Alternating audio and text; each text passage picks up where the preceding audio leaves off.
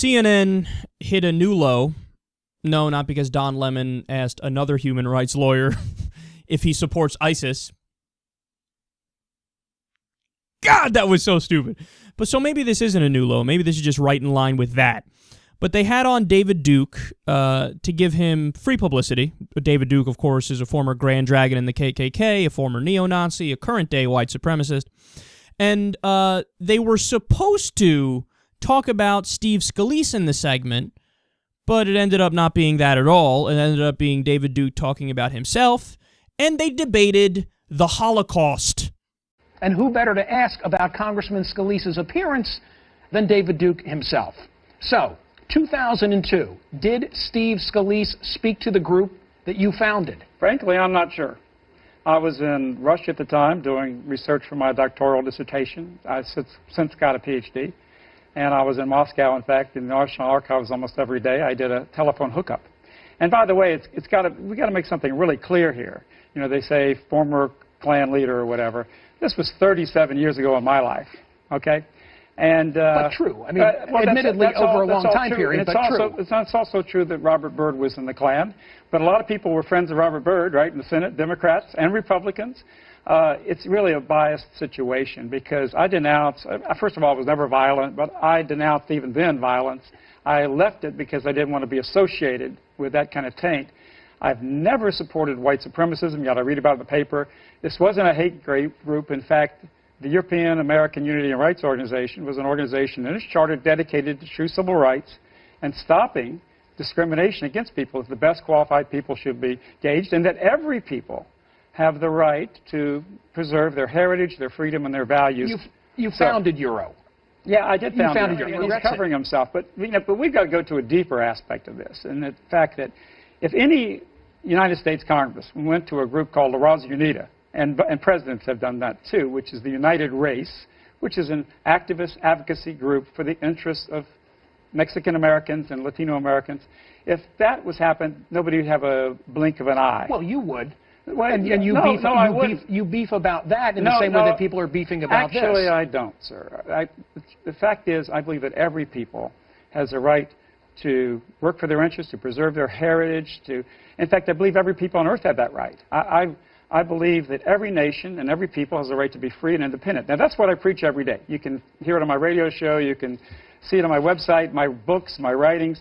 But it goes beyond that. Of course, if he would have gone to an African-American advocacy group who's concerned about African-Americans, like the NAACP, Republicans, Democrats go to that, no problem. If he'd gone to a Jewish advocacy group, even advocacy for a foreign country, which is Israel, and the interests of the Jewish people, no problem. But he came to a European organization, big problem.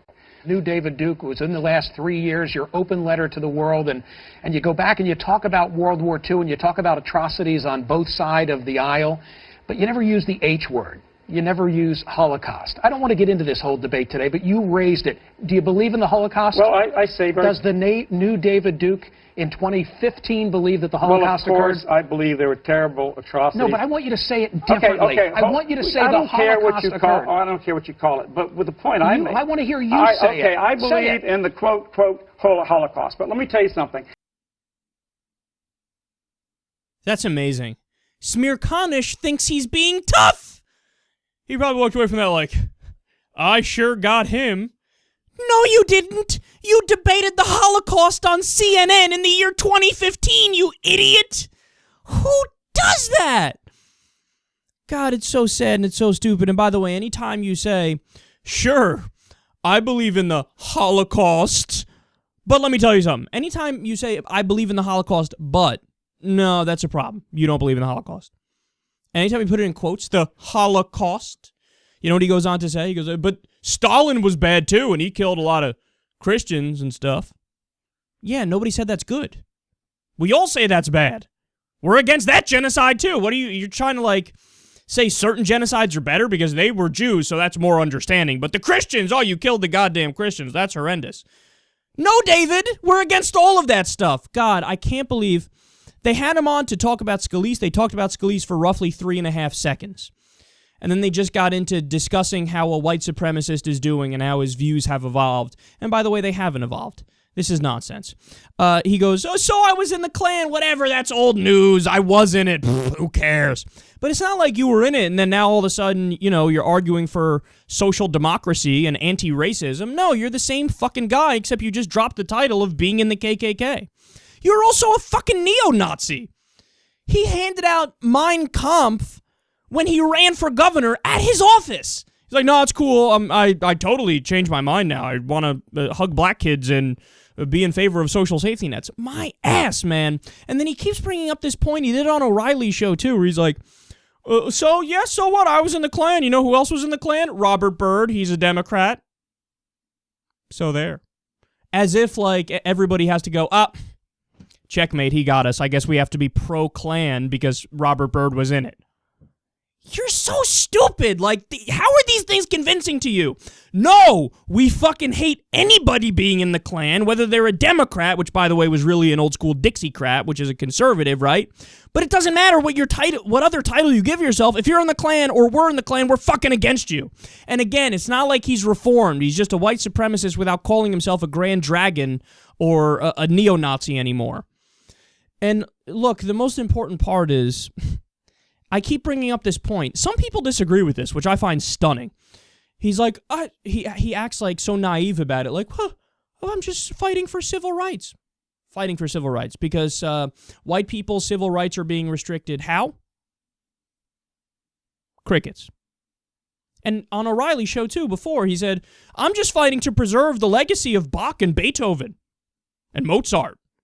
As if it's under attack. Like the new Black Panthers are having parties where they throw the works of Beethoven into a bonfire. You just fucking make shit up is what it is. But he's like, why can't I push for white rights? It's fine to push for black rights or Hispanic rights. Yes, because they are oppressed minorities. That is a historical fact. Whereas white people are the overwhelming majority in America and they've been the dominant culture and historically they've been the oppressor, not the oppressed. You have to understand that there's a historical difference between the two things. That if you're a German marching through the streets screaming about German rights, what's usually hand in hand with that? The oppression of others, particularly Jews. And I give the example of Turkey. If you do a march for Turkish pride in New York City or somewhere in America, it's fine because you're a minority. You're not the one with the established power. But if you do a march for Turkish pride through a largely Armenian area in Turkey, that's rubbing the salt in the wound of the Armenian genocide. When you're already the dominant culture and you already control, you're most of the CEOs, you own most of the businesses, you're most of the politicians, it's fucking asinine to go out there and say, oh, we need our rights, we need a civil rights organization, but you already have the control and the power, so what you really mean by it is, I define white rights as the right for white people to keep down black people. That's what it comes down to. The right for white people to impose on black people and relegate them to second-class citizenship.